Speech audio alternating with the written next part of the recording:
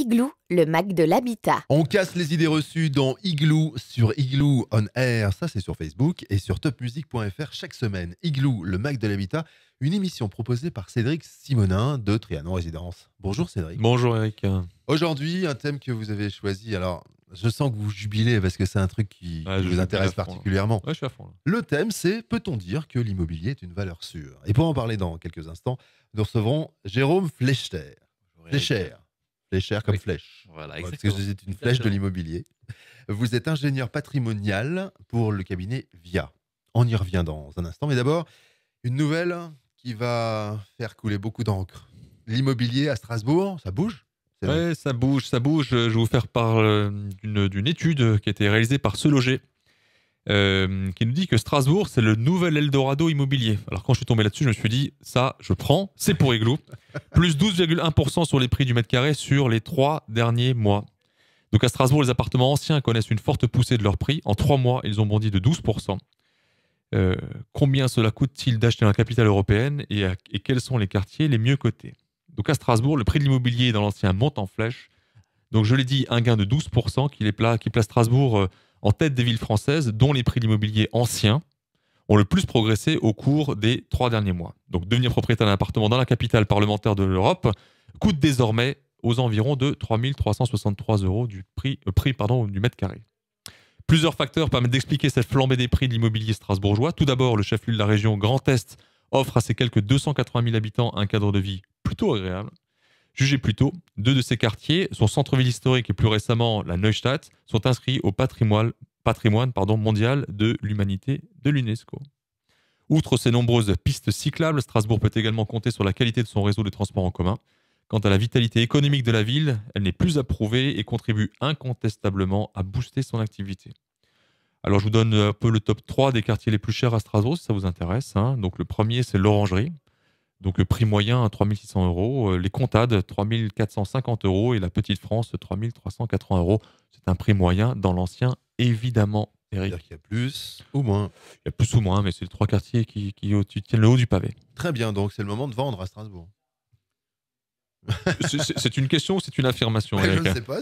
Là, je ne me une question. permettrai pas de... C'était pour nous rapprocher du thème en fait. C'est pour nous rapprocher du thème, et oui, il y a un adage qui dit que l'immobilier est une valeur sûre.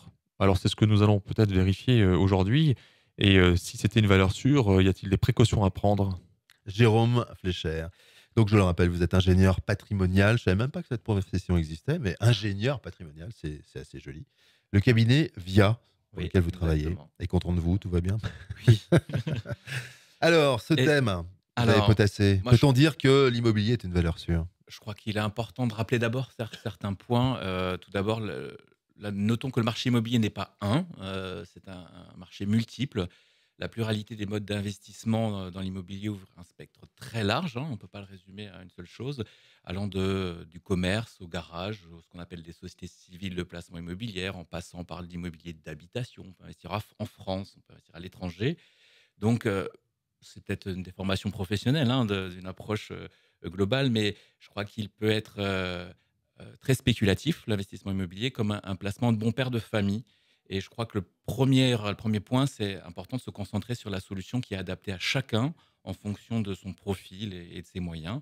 Et pour être un peu plus précis, je crois que je vous propose de nous concentrer ici sur ce qu'est le projet du plus grand nombre, finalement, à savoir l'investissement dans un bien immobilier classique à usage d'habitation. Je pense que c'est ça qui intéresse là, les auditeurs. Je choisis les auditeurs, oui. Voilà. Donc, deuxième point, je pense qu'il faut éviter de simplement décréter que l'immobilier est une valeur sûre. Appliquons-nous plutôt à identifier ce que peuvent être les risques et tâchons de nous en prémunir pour justement que votre investissement dans la pierre soit pérenne et soit donc une valeur sûre. Alors qu'est-ce qu'on aurait comme risque? Alors, tout d'abord, je crois qu'il est important de s'assurer que le bien qui est convoité à l'achat répond à ce qui a été promis par le vendeur. Dans le neuf ou sur plan, il est principalement utile de contrôler à la réception, quand on réceptionne le bien, que l'objet est conforme aux engagements du promoteur avant de faire ce qu'on appelle la levée des réserves. Dans l'ancien, l'examen nécessite d'être un peu plus approfondi peut-être. Il sera en effet assez désagréable de constater a posteriori que l'assurance dommage ouvrage n'avait pas été souscrite ou bien que le règlement de copropriété vous impose des règles qui ne sont pas adaptées à l'usage que vous voulez en faire. découvrir plus tard des problèmes de charpente. Donc, je crois que c'est la première étape. Un bon diagnostic, effectivement, sur le bien. Voilà. Ensuite, On est accompagné pour un bon diagnostic? oui, alors il y a d'abord des lois, des règles, c'est réglementaire. Le notaire contrôle aussi, hein, c'est important. L'officier ministériel va contrôler un certain nombre de points qui sont essentiels par rapport à ces sujets-là. C'est rendu obligatoire depuis quelque temps. Ouais. Voilà. Mais ça vaut la peine quand même d'aller creuser un petit peu et de poser des questions à côté.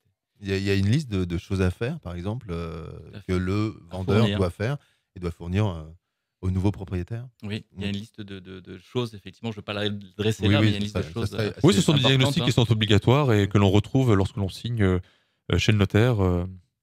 Et c'est extrêmement normé. Oui. Surtout dans le neuf, j'ai envie de dire, où là, Ouais. c'est très, très contrôlé. Dans l'ancien, on se donne un peu la peine de faire certaines recherches. Donc là, on a parlé. Alors là, globalement, hein, ça a été très coloré pour la résidence principale. Maintenant, en tant qu'investisseur. Oui. Alors, je crois qu'en premier lieu, il faut s'assurer d'être en accord avec la loi dès qu'on loue son bien. On en vient d'en parler par rapport aux pièces obligatoires. Lorsqu'on met en location, il y a aussi un certain nombre de règles à respecter. Il y a parfois des plafonds de loyer quand on est dans des dispositifs fiscaux, hein, comme le Pinel par exemple. Donc, il faut respecter ces plafonds de loyer. Il faut bien choisir son bail. Est-ce qu'on va le louer en nu ou meublé? C'est des questions qui méritent d'être posées avant. Et puis, il ne faut surtout pas oublier de joindre les annexes et les justificatifs obligatoires au bail. Hein, si vous ne voulez pas que votre locataire se retourne contre vous à un moment donné, je crois qu'il faut être précis là-dessus. Et puis, il faut réaliser un état des lieux avant de signer ce bail, ou en le signant. Ensuite, je crois que pendant la période d'utilisation, de location, ça peut être pertinent de souscrire un certain nombre d'assurances qui vont vous prémunir des risques dits locatifs. Ça peut être le défaut de loyer, la dégradation du bien, les frais juridiques qu'on peut avoir à un moment donné.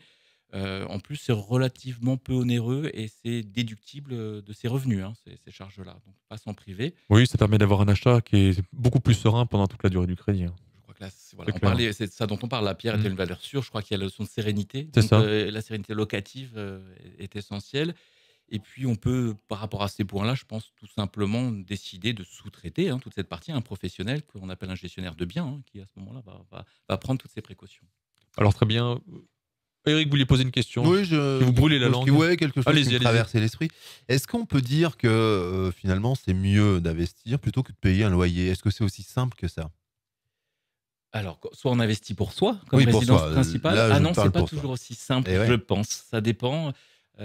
Parfois, il est bon d'être locataire dans des villes où l'immobilier est parfois peut-être très très cher. La question se pose parfois à Paris, par exemple. À Paris, D'accord. les gens Mais en choisissent Alsace d'être plutôt locataires que propriétaires et vont parfois investir en plus par ailleurs. Ils vont venir investir à Strasbourg et louer à Paris. Voilà, mais en Alsace, la question se pose différemment? Et puis, c'est un point de vue, d'être locataire ou propriétaire. Il y a des Oui. gens qui préfèrent être locataire. Mais Et qu'est-ce qui est le plus rentable à terme? De nouveau, c'est une déformation professionnelle, mais le plus important, je crois que c'est s'intéresser à la personne et au cas par cas. Il ne peut pas Ouais. donner une règle absolue et dire à tout le monde, vous devez tous être propriétaire de votre Voilà, résidence c'est pas principale. automatique. Non, Voilà. si c'est acheter une résidence principale alors qu'on a de fortes chances d'être muté ailleurs dans 2 ans, Ah, pour mais- revendre 2 ans après, je ne sais pas si c'est la bonne Ouais, parce solution. qu'on a dit dans une autre émission qu'il fallait 3 ans pour amortir. Bah, voilà, par exemple. par C'est exemple. ça. Donc, chaque cas est particulier. Je crois qu'il mérite une considération entière. Et en plus, c'est une question intéressante, mais qui n'est pas du tout dans le sujet. C'est pas pas grave, grave, Eric, Non, ça, c'est un autre Ça sujet va qu'on va traverser travailler dans une l'esprit, autre mais- émission. Oui, et c'est là, ça. ça y est. Donc Ouais. là, il nous éloigne du sujet. Je fais de la Ça, transgression. c'est les journalistes, c'est terrible. C'est juste pour vous déstabiliser. Vous voyez? Revenons dans le Revenons sujet. dans le donc. sujet, Eric. Allons-y. Vous voulez conclure Alors, déjà, c'est ça? Non, je ne vais pas du conclure absolument. Mais alors, qu'est-ce qui nous fait dire que finalement, cet adage-là qui dit que finalement la pierre, l'immobilier est une valeur sûre? Je crois qu'une fois que les flux de loyer sont assurés, ce qu'on vient de voir, je crois que la question de la valeur sûre sous-entend finalement qu'il n'a pas tendance à se déprécier. Je crois que c'est ça ce qu'on veut dire. D'abord, force est de constater qu'à travers les statistiques depuis la Seconde Guerre mondiale, le marché de l'immobilier s'est globalement revalorisé régulièrement. Il est donc empiriquement possible de constater ça. On peut aussi essayer de chercher à comprendre pourquoi c'est comme ça. Et le bon sens doit nous rappeler une chose essentielle, c'est ce qui fait la valeur économique de toute chose. On ne parle pas que de l'immobilier, c'est le rapport entre l'offre et la demande. Or, spécifiquement sur l'immobilier d'habitation dont on parle ici, il est globalement, techniquement difficile d'envisager qu'on nous annonce la construction de 2 millions de logements la semaine prochaine ou qu'une grande partie des Français décrètent ne plus avoir besoin de se loger demain. Donc forcément, le rapport entre l'offre et la demande ne risque pas de brutalement être déséquilibré. Et c'est là quelque chose qui marque une vraie différence parfois avec les marchés financiers, par exemple.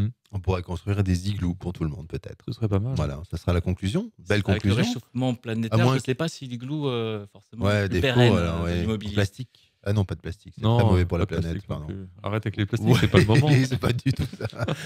Vous vouliez rajouter un truc, Cédric? Oui, peut-être une ou deux stats, puisqu'on parlait de l'offre et de la demande. Il y a quand même un besoin de logement en France qui a été estimé aux environs de 500 000 logements à construire. On est depuis quelques années autour des 350, 380, même si les chiffres ont été un petit peu bidouillés par les ministères. Donc il y a quand même un besoin de logement qui reste présent en France. Hein. Jérôme? Oui, moi je crois c'est aussi, plutôt que parler que de l'immobilier globalement, on l'a vu tout à l'heure avec votre intervention, Eric, mais je crois Brillant, qu'il brillant. il faut se concentrer aussi sur chaque cas particulier et notamment bien examiner, faire un prévisionnel un petit peu. Qu'est-ce qui va se passer dans les années futures au niveau de la fiscalité, des déplacements, de l'endettement. Je crois que c'est là où il peut y avoir des écueils, c'est quand les gens font des choses inadaptées aussi. Donc l'immobilier, quand c'est bien fait, quand c'est bien adapté, ça devient, à mon avis, un placement pérenne et effectivement sûr. Oui, qu'on appelle un placement de bon père de famille. Exactement. C'est ça. Eh ben, ça sera la conclusion. Belle conclusion. Merci, messieurs. Merci, Cédric. Merci Eric. À la semaine prochaine. On se retrouve sur topmusic.fr pour Igloo et puis sur le Facebook Igloo on Air. Jérôme, à très bientôt. Vous étiez parfait. Merci. Merci, à bientôt.